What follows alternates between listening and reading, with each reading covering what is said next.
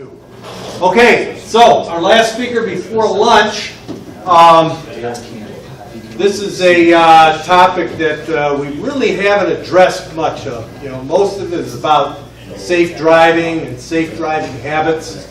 But a lot of us are so wrapped up in our daily workload that we either ignore or we tend to tolerate different noises, sounds, feelings that our vehicles are giving us, trying to tell us that there's something terribly wrong. And what I try not to say is some of us drive the friggin' trucks into the ground. But we thought that it might be good for us to bring in a guy that's worked on trucks and fleet management for a number of years, and has been involved with Comcast now for what, a dozen? 12 years, 13. Yeah, about 12, 13 years, and can kind of give you a primer on what to look for, what to recognize, what to check and maintain. So you're not, sitting up in the air with your bucket, and either it won't come down, or you can't drive to a trouble spot, or for another emergency. So Joe has got 25 years with his company, Stevens Automotive, which is off of 14 in the Palatine area. Prior to that, he was 8 years with Toyota in Arlington Heights. He also worked at the Truck Ranch of Des Plaines, which did truck fabrication. So here's Joe. Thanks, John.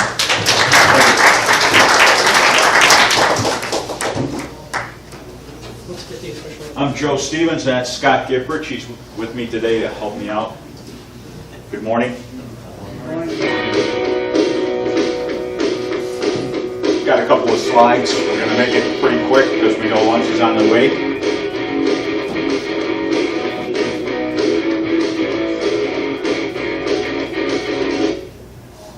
Okay, I've owned Stevens Automotive in Palatine for 25 years. We work with a couple of different cable companies from the area. We employ about 10 people. We have one of the largest auto repair shops in Palatine, an independent repair shop in Palatine.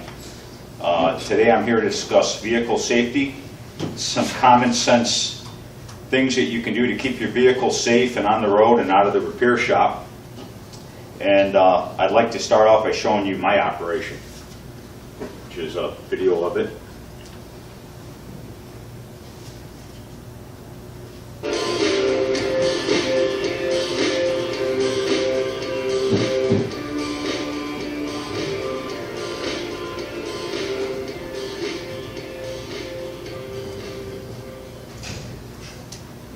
Our buzz phrase for today's presentation is BOLTS, B-O-L-T-S.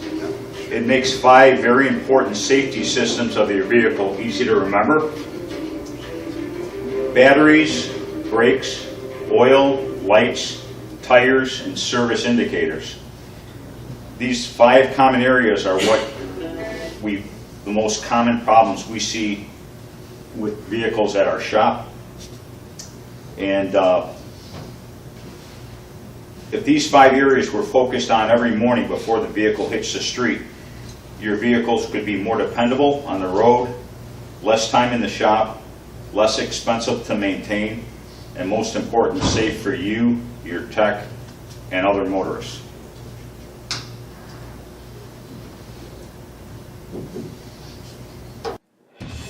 Battery maintenance is critical. You could experience slow cranking. Your battery could be 4 or more years old. You could have poor cable connections or corrosion. And you would experience dim lights, especially during cranking. Batteries are the electrical source and the electrical shock absorber of your vehicle's electrical system. They are the #1 source of problems of no starts that we encounter. An average battery lasts about 4 years. Most batteries fail in hot weather, more so than in winter. We found that electrical draws from other systems in your vehicles cause battery issues. Failed inverter batteries contribute to a lot of the engine battery failures. When a battery light comes on in your dash, it's usually an alternator issue, not charging your battery.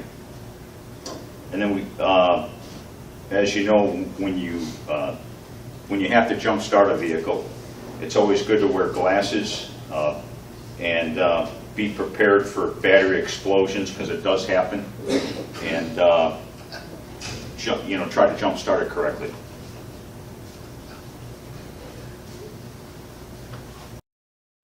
Brakes are a key and critical part of your vehicle's safety system.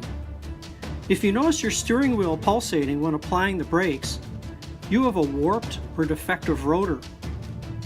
You may hear a scraping noise, which can be your low pad indicator.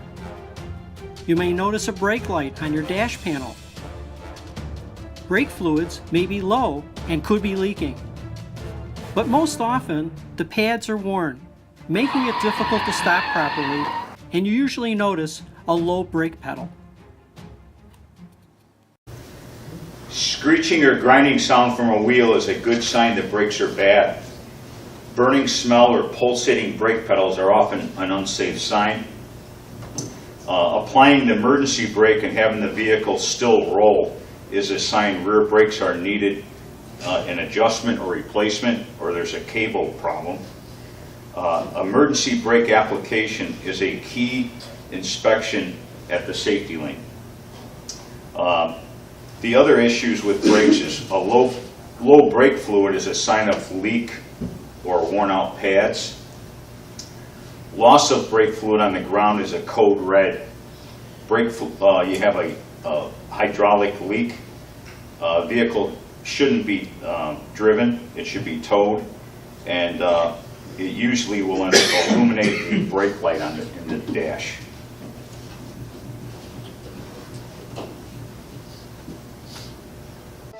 Hi, I'm Val Karamitis. I work with Stevens Automotive. Today I'm with you to show you a few important points to check on your vehicle to ensure its safety and keep it out of the repair facility. The first thing to do is to check the oil change reminder sticker located in your windshield and compare it to the mileage of the vehicle. The next step is to check the engine oil while the vehicle is not running, and that is done by pulling the dipstick out, wiping it off, reinserting the dipstick, and checking the oil level in between the indicators.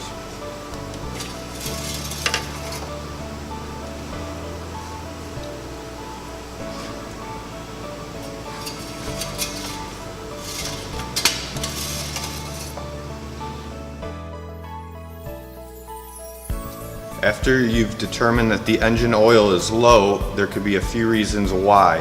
One, it's either leaking externally or it's burning the engine oil.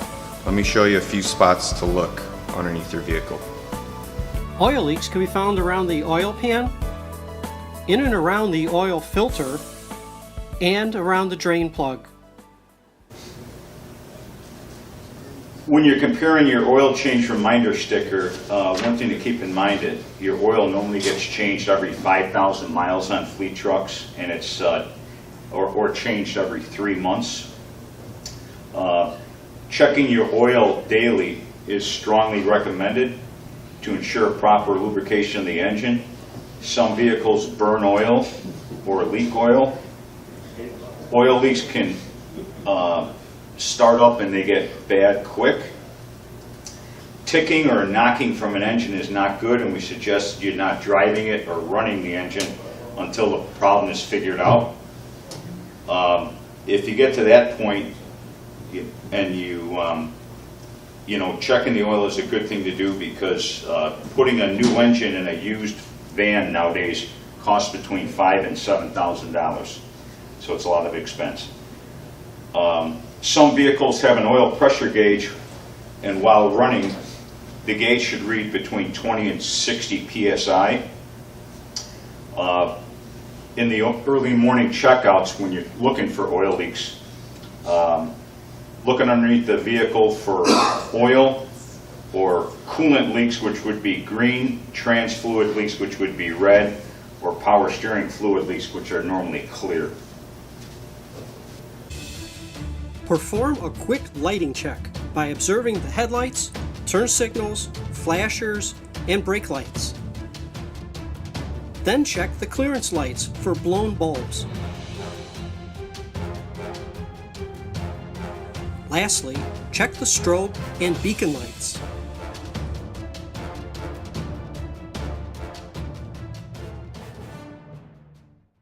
Okay, this one, checking the lights in the morning on your vehicle. Obviously, it's pretty common sense stuff.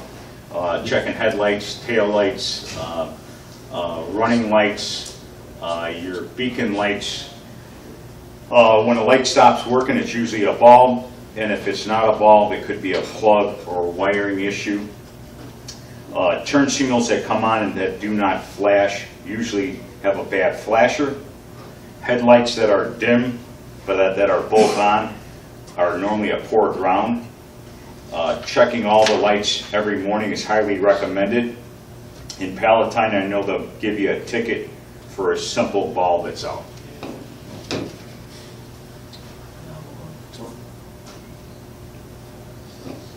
Another safety item that should be checked is your tires. There's a few items that you could check in the parking lot. One is the tire pressure visually.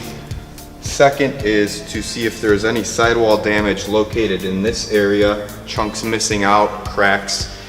Also, the depth is extremely important, and if there's any nails visual on the tread itself.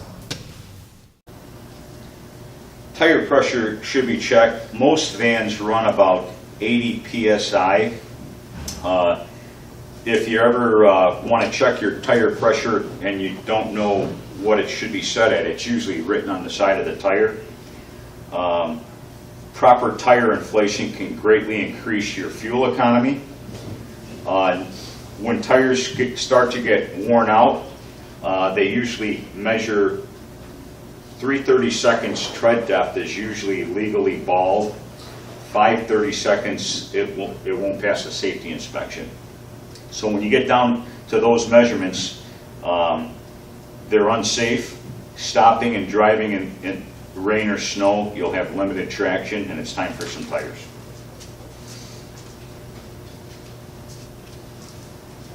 Hello, my name is Zeke, and I would like to show you how to address a check engine light. It should be scanned with a scanner to determine which code is causing the light to come on, which could be hundreds of codes. Most commonly could be a coil causing a misfire. It could be an oxygen sensor and other components as well. It is important to remember that a type A misfire differs in that it's a flashing check engine light as opposed to a steady check engine light. A flashing or type A misfire flashing light means that the vehicle should be serviced immediately because it could cause damage to the catalytic converters, to the engine, and other components as well. A steady light is a type B misfire or malfunction, and that could be other components that should be addressed as soon as possible as well, because they could turn into a type A misfire flashing.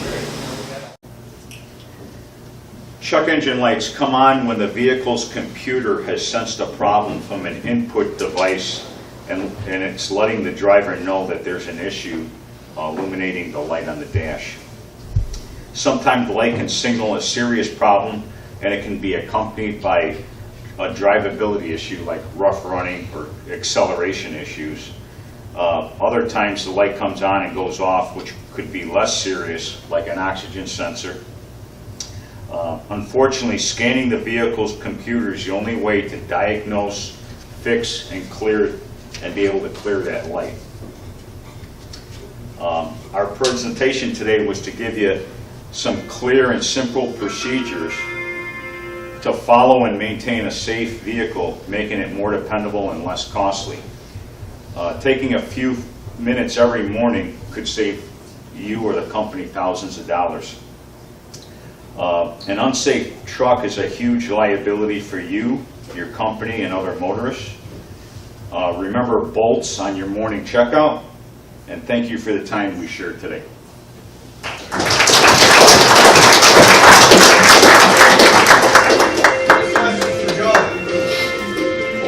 Any questions? What's the question? The wear indicator on the tires, I know if it's, Yeah, goes they're- all the way across. by Yeah, the time- it usually is on an angle, so you can, so whether the tire's sitting on the ground, you'd be able to access that wear indicator, you know. Right, but at that point, is it illegal to have the tire, or just it's now, hey, you're out of time, go buy a new tire? Well, I don't know if it's illegal. If you get into an accident and it's a bad one, the first thing they do is they measure your tires. So that would be a bad thing to be driving around. If you're down to the wear bar, you're bald, so. But that's where they measure that from, the tread depth from that wear bar up. And when you're down to 3/32, you're bald. Okay, thank you. Thank you, guys.